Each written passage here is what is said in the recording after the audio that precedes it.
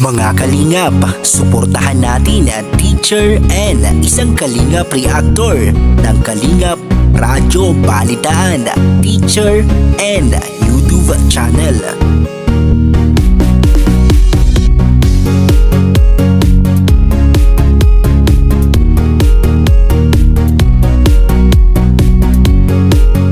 Hi everyone, mega love shout out. Once again, this is Teacher N and welcome back to my YouTube channel. So for today's video mga kalingap, ayan, gusto ko lang magbigay ng aking opinion tungkol doon sa nagkabitak-bitak daw na bahay ni na V. So ayun, doon pa lang sa salitang nagkabitak-bitak, para bang sabi ko, totoo ba yun? Parang exaggerated naman yung pagkakasabi na nagkabitak-bitak. Kasi kapag may mga lindol katulad niyan, na ang bahay ay two-story houses, siguro nagkakaroon lang din ng mga small na mga crack. Natural lang po yun na nagkakaroon ng mga crack kasi nga, syempre, ano po yun, natural phenomena. Hindi po natin yun kayang pigilan o kontrolin, di ba? Kahit nga yung mga matataas at talagang solido yung pagkakagawa ng mga bahay ay nagko-collapse. Di ba nakikita nyo yung mga building na nangyari sa Thailand, nag-collapse, sa Japan, di ba? Nag-collapse. So, ibig sabihin ba, yung mga bahay na yon o mga gusali na yon ay tinipid?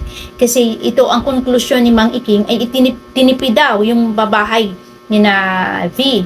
So, para bang maisip mo na lahat na lang ay hinahanapan nila ng negatibo na mga bagay. 'Di ba? Na puro kasiraan ng kalingap ang kanilang hinahanap. Bakit kaya ganun? So, pagka ganito kasi, para bang ang layunin talaga nila is to destroy the image of Kalingap in the public. Yun lang ang akin talaga nakikita na motibo nila. Kasi bakit ganun? Puro negatibo ang mga nasasabi nila, puro mga negative against dito sa Kalingap. Hindi nila naaalala na saan ba sila nanggaling. 'Di ba? Sino ang naging daan? Saan sila dumaan? Patungo doon sa kanilang tinatamasang rangya sa buhay nila ngayon. Saan sila, 'di ba? Dumaan sila sa Kalingap. Yun lang po yun. Kasi kung ang kalsada na yun ay private property ng Kalingap, pinadaan kayo para makapunta kayo doon sa magandahawang buhay, di ba? Kasi yung daan na tatahakin ninyo ay ang nagmamayan ay ang Kalingap. So ngayon pinadaan kayo, ngayon narating ninyo ang gusto ninyong pangtutunguhan. Tapos kung ano-ano mga pinapupunaan ninyo sa Kalingap, hindi na lang ninyo isipin kung ano yung nagawa sa buhay ninyo. Yun na lang. Maging grateful kayo, di ba? Yung mga bagay na yun na nagawa sa inyo, maging thankful kayo doon, di ba? So, bakit puro na naman katulad niya, tinipid ang bahay. Diyos ko, Dr. Love, Mang Iking, ano ba tinipid? Paano pala yung mga naglalakihang gusali, matitibay na, sa lakas ng lindol ay natitibag, hindi lang nagkakaroon ng mga crack, ito talaga ay nagko-collapse. Kasi, yan po ay natural phenomena, hindi po natin yan pwedeng pigilan at wala pong dapat nasisihin dyan. Kung ang nangyari, ang bahay mo, ang tinamaan during the earthquake, ay naswertihan na yung bahay mo ang nagkaroon ng mga bitak o nagkaroon ng mga crack, di ba? Katulad ng bagyo. Lahat niraragasan ng bagyo, lahat ng area na yan. Sentro ng bagyo ay nasa Bicol area. Lahat ba ng bahay sa Bicol ay sira? Lahat ba ng bahay sa Bicol tanggal ang bubong? Lahat ba ng mga family na nasa Bicol kung nandun ang sentro ng bagyo, lahat ba sira ang bahay? Hindi. Hindi lahat. Mangilan-ngilan lang kung saan ang tinamaan.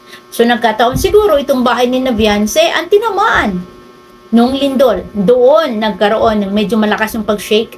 At doon sa bahay ninyo ay siguro hindi naman ganun kalakas. Kaya hindi siguro nagkaroon ng mga bitak na sinasabi niyo. Pero ayon sa kaya Kuya Jen, sila ay napadako banda roon at nakita nila na all well daw itong bahay. At wala naman daw pong katulad ng mga sinabi na nagkabitak-bitak. So, ayun, no? Mangikang ingat-ingat po tayo sa pagkakaroon ng mga ganyan, ng mga salita. na wala naman tayong makatibayan. So pag gano'n na, naku, nagkabitak-bitak, ganito, tinipid yung mga materials na ginamit, nag-jump into conclusion ka na naman agad, hindi ka naman nag-iisip, di ba, ng mga ganyang bagay. Kasi kung pwede kang tanungin, paano mo nasabi na tinipid, paano pala yung mga malalaki ang building na sobrang titibay pero natitibag, nagko-collapse pa nga sa mga mayayamang bansa ito, hindi sa bansang Pilipinas. Sa Japan, marami ang mga nag-collapse na mga buildings, matitibay po ito. Bakit? Yun talaga, it's a natural phenomena, hindi po natin makokontrol. Just like, yan ang bahay nila, hindi mo rin makokontrol. Kung totoo na nagkaroon ng mga bitak-bitak. Pero sabi nga, all well daw po ang bahay. So, yung mga kalingap, hanggang dito na lang. And this is Teacher N saying bye and God bless everyone.